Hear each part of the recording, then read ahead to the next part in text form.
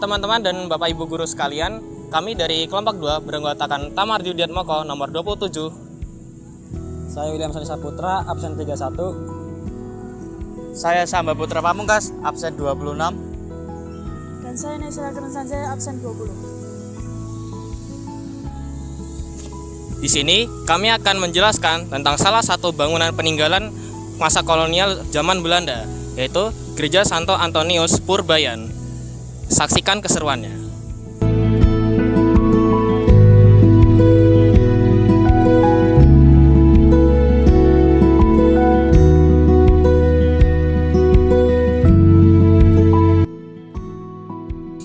Di tengah hiruk-pikuk kota Surakarta yang modern, berdiri megah sebuah bangunan yang telah menjadi saksi bisu perjalanan panjang kota Surakarta ini. Bangunan itu adalah Gereja Santo Antonius Purbayan.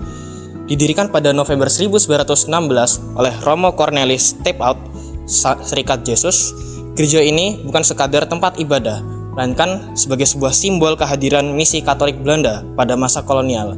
Arsitekturnya yang bergaya neogotik dengan pilar-pilar kokoh dan kaca patri sederhana yang masih terawat hingga saat ini. Pembangunan gereja dimulai pada 29 Oktober 1905 atas prakarsa Romo Stephout yang kala itu bertugas di paroki Ambarawa.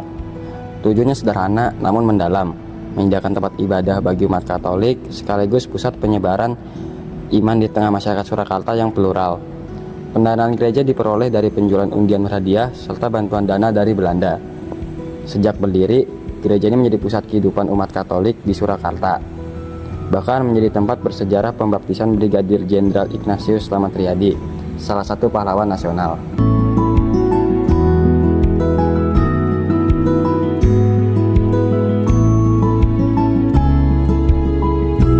Masa kolonial dan pengaruh sosial.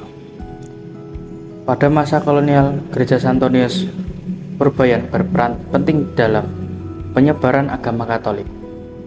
Sejalan dengan politik etis Belanda yang mendorong kristenisasi melalui pendidikan dan pelayanan sosial.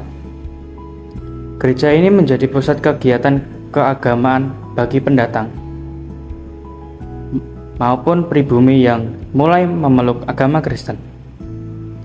Melalui pelayanan dan pendidikan, gereja turut membentuk komunitas Kristen yang berkembang pesat di awal abad ke-20.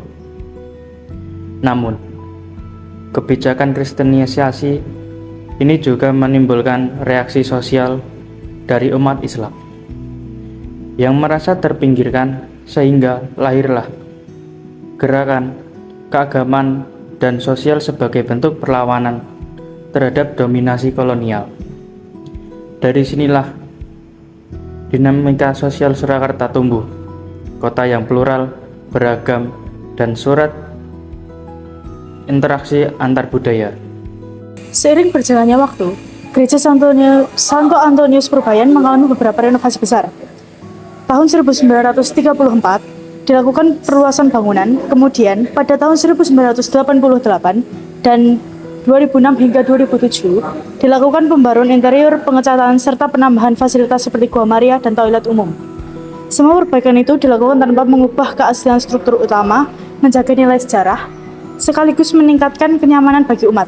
Kini, gereja ini tetap aktif dan digunakan sebagai tempat ibadah dan kegiatan sosial umat Katolik di Surakarta. Bagi masyarakat Surakarta masa kini, peninggalan kolonial seperti Gereja Santo Antonius Purbayan tidak lagi dipandang sebagai simbol penjajahan, melainkan sebagai warisan sejarah dan budaya yang memperkaya identitas kita. Gereja ini menjadi simbol toleransi dan kerukunan antar umat beragama, tempat di mana nilai-nilai kebersamaan tumbuh di tengah perbedaan.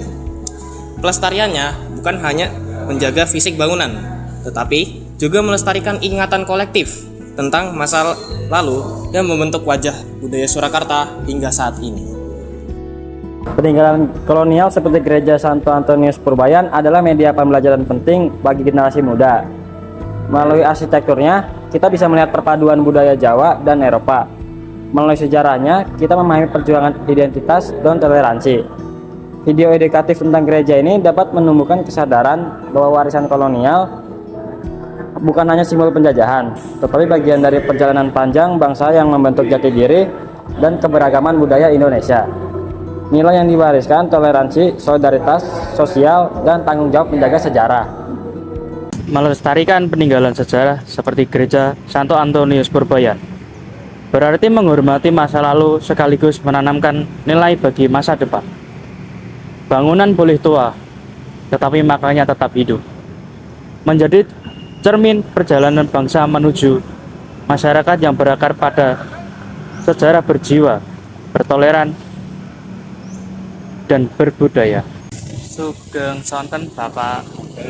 Pangaken nami kula Samba Putra Pamungkas saking SMK Katolik Santo Mikael.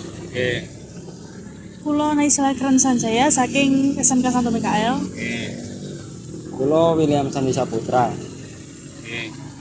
Kulo Tamar Yudiatmoko saking SMK Katolik Santo Mikael.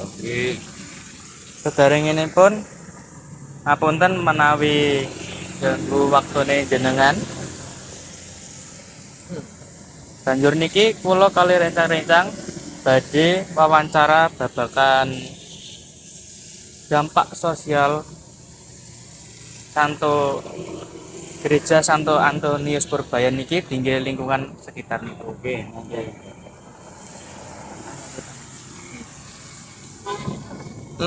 Saking pinten tahun panjenengan tindak wonten ing tlatah sacaket Gereja Santo Antonius Purbayan? Kula mriki niki nembe setahun.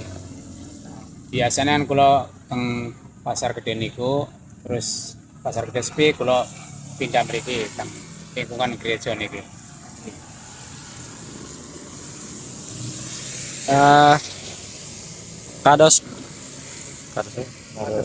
Kados pundi geguyutan antawisipun umat gereja kalian warga ing sakiteripun?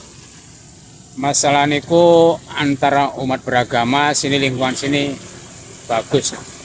Gak ada istilah apa orangnya kerusuhan apa biasa. Peran kang saya menopo peran Gereja Santo Antonius Purbayan niku tinggi masyarakat sekitar, Pak.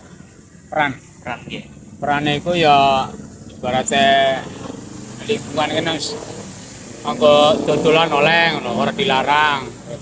Ibaratnya bebas, yang penting kan dijaga kebersihannya gue.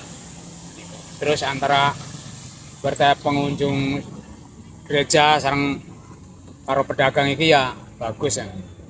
Saling menghargai ya. Kados pundi pamanggih panjenengan babakan Gereja Santo Antonius Purbayan ing lingkungan sekitar? Berikut kurang jelas. Diulangi boten napa? Kados pundi pamanggih panjenengan babakan anane Gereja Santo Antonius Purbayan ing lingkungan sekitar nih? Oh, menurut kula niki ya bagus ya, ora apa-apa. Soalnya apa? Antara umat beragama kan orangnya saling perselisihan dan saling menghargai antara umat beragama.